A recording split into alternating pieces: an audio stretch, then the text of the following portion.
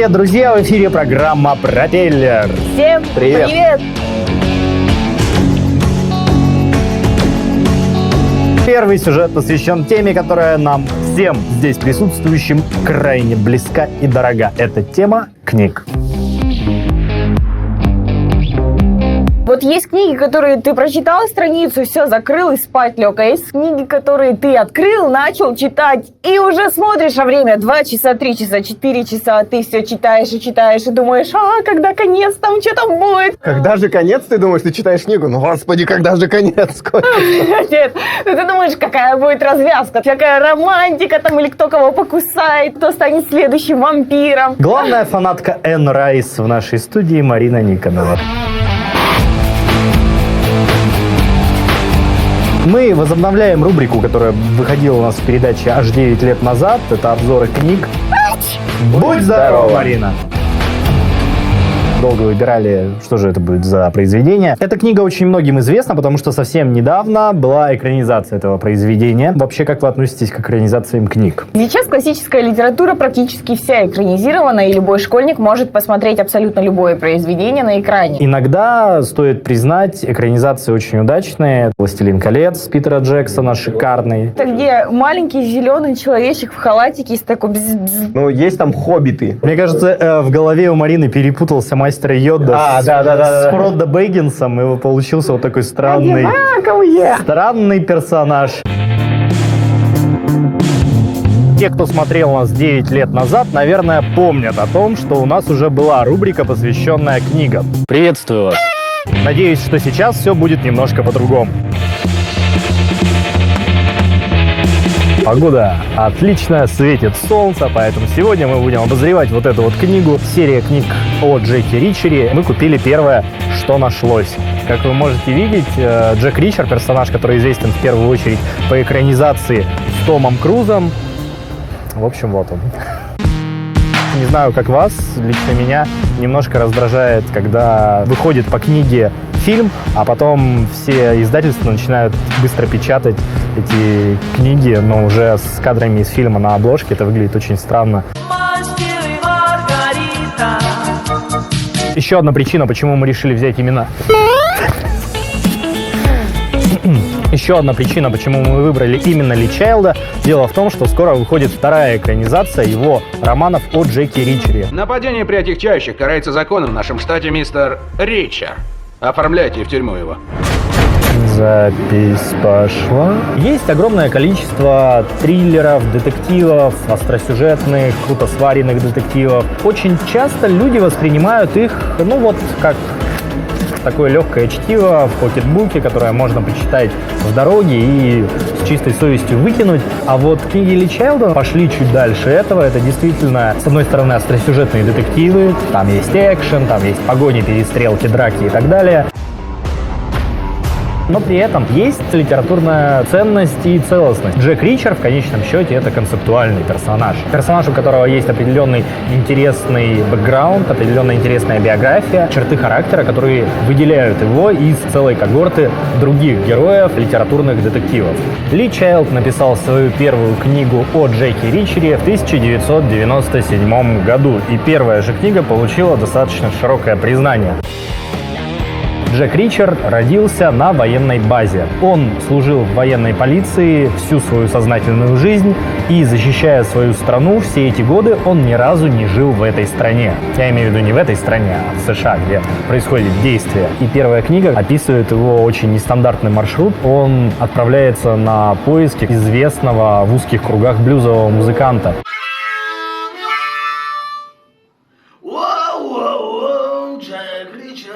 Естественно, самый известный факт, который следует из экранизации, это выбор актера на главную роль. Дело в том, что по книгам Джек Ричер — это человек ростом 1,96 м и весом от 90 до 115 килограммов. Это человек, служивший в военной полиции и который по книгам демонстрировал способность убивать людей голыми руками.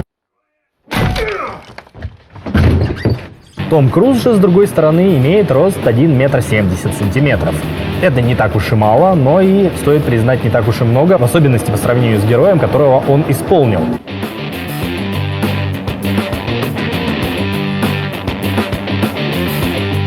вообще сама фамилия Ричер говорящая. Дело в том, что жена автора в свое время сказала ему, что если у тебя не получится стать писателем, ты всегда можешь стать человеком, который достает продукты с верхней полки в супермаркете. Как она это назвала? Richer. Ну, собственно, доставатель. Ли Чайлд решил вот это слово сделать фамилией своего литературного героя. What's your name? Jimmy Reese. You don't look like a Jimmy. What do I look like? I don't know. But not a Jimmy. Ну, что мы знаем о Джеки Ричере? Во-первых, это огромный бугай, он немногословен. Он выпивает огромное количество кружек кофе в день. Он старается никак не связывать себя с какими-то вещами или местами или людьми.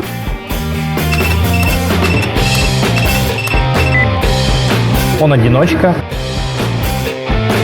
Постоянно передвигается с места на место, так, чтобы его не могли отследить. Близится премьера второго фильма о Джеки Ричере. Известно, по какой книге снят этот фильм. Одну из главных ролей будет играть Коби Смолдерс, которая вырвалась из сериалов. Она играла в сериале «Как я встретил вашу маму». Потом она сыграла в фильме «Мстители». И вот теперь будет играть дуэтом с Томом Крузом во втором фильме про Джека Ричера. Конечно, в первую очередь, это такое мужское чтиво, это круто сваренный боевик, там очень много перестрелок, очень много погонь, очень много драк, там есть очень много интересных нюансов, есть определенный юмор, то есть это такие триллеры и детективы, которые неотрывно связаны с реальной жизнью. That's a pretty impressive response time, fellas.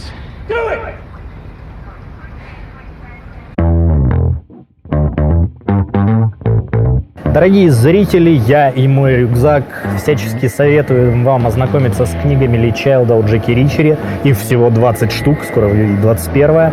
Я думаю, их можно легко прочитать за выходные. Конечно же, нет. Тот, кто пока еще, может быть, боится приступать к такому объему книг, могут посмотреть замечательный фильм с Томом Крузом, который называется также «Джек Ричер». А те, кто уже посмотрел, вместе со мной могут подождать премьеру второго фильма о Джеки Ричере, который называется «Джек Ричер 2. Никогда не возвращайся». Убью вас всех.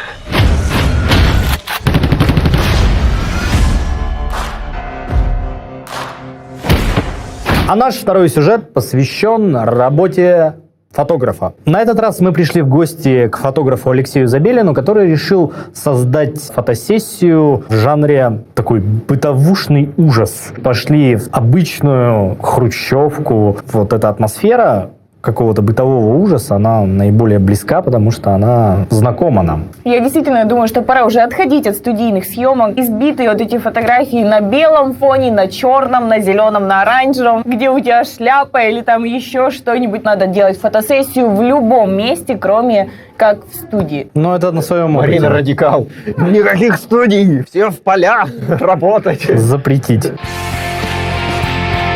Но в студии намного проще получить качественные фотографии. В студии можно поставить свет, как тебе надо, как бы все оформить. Как тебе надо. Как тебе надо, Можно да. модель поставить, как тебе надо. И модель поставить, как тебе надо. На выездной фотосессии сложнее и свет установить. Очень много нюансов. Я вот недавно буквально прочитал руководство для модели, которая собирается сделать... Зачем это ты его читал? Ну, зачем ты его читал? Я готовился к передаче, между прочим. И вот Фотосессии готовился. фотосессии. Например, за сутки не пить много воды, не есть соленого, заранее подготовить одежду, в которой ты будешь фотографироваться. По себе мы знаем, что очень жарко, когда на тебя светит очень много прожекторов и ламп. Учитывая, что вы еще не краситесь, мальчики, а если бы Кто вас сказал, красили... что мы не красим?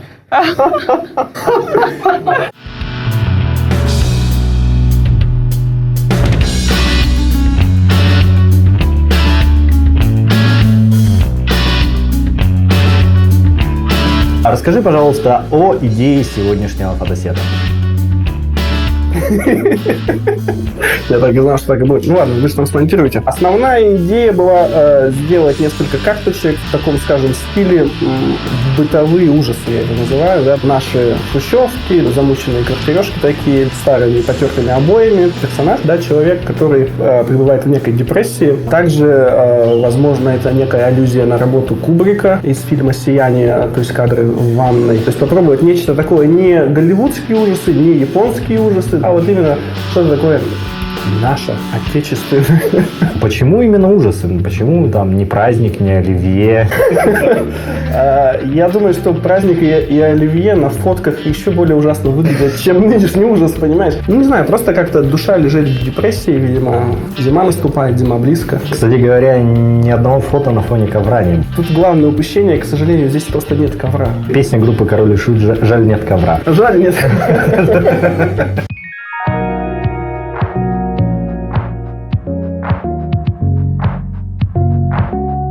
Очень интересно, что съемка в квартире, а не просто в студии на белом фоне. Бытовая атмосфера, она наоборот придает какого-то шарма, что ли, и какой-то интриги даже кадру. Фотографирует меня уже на протяжении 2 лет. Я закончила курсы в нашем якутском модельном агентстве. Самое главное, это всегда комфортная обстановка и люди, которые окружают, что здесь было, и мне очень понравилось работать. Как ты начал фотографировать, с чего все начиналось? Фотографирую я еще со школы, да, на совсем простенькую камеру. Изучать студийную съемку начал сначала. Это с 2009 года. В Петербурге я пошел на курсы, делаю фотографии чисто для души и дополнительно изучаю видеосъемку, да, второе направление, которое хочу развивать.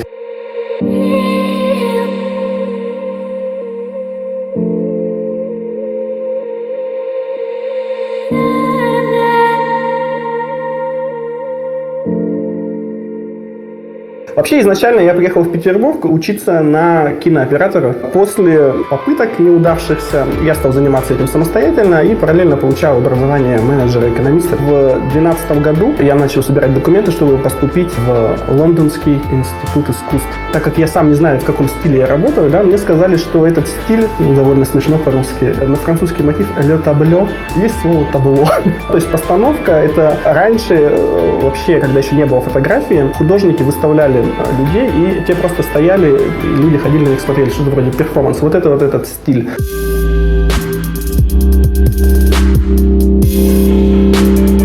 Что бы ты мог посоветовать людям, которые тоже вот фотографию в качестве хобби избрали? Да если им это нравится, пусть этим просто занимаются, и все. Смотрите, как делают другие, пытайтесь повторить. Я, по крайней мере, также учился. По факту все друг у друга что-то подворовывают, просто называют это красивым словом «вдохновляются» или черпают идеи, как ты сказал, да. Другое дело, что как ты получаешь эту картинку, на которую ты смотришь, ты ее переобрабатываешь, да, переосмысливаешь. Получается, в творческом процессе рождается что-то новое, да, но с отсылками к старому. Иначе, в принципе, все искусство на этом построено. То есть не бояться экспериментировать, не ждать легкой жизни. Спасибо. Да, спасибо вам.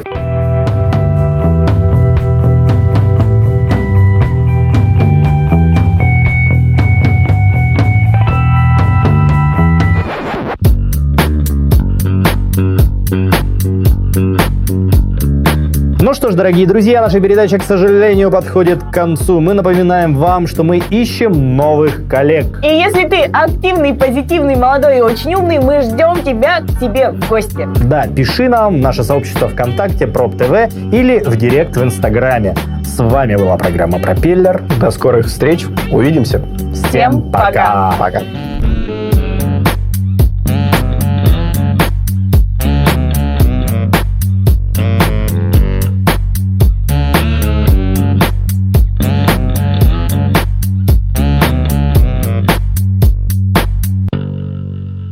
Якутский колледж инновационных технологий приглашает школьников 9 и 11 классов получить востребованные специальности: экономика и бухгалтерский учет, право и судебное администрирование, земельно-имущественные отношения, документационное обеспечение управления, сервис на транспорте и операционная деятельность в логистике. Якит. Будущее в твоих руках.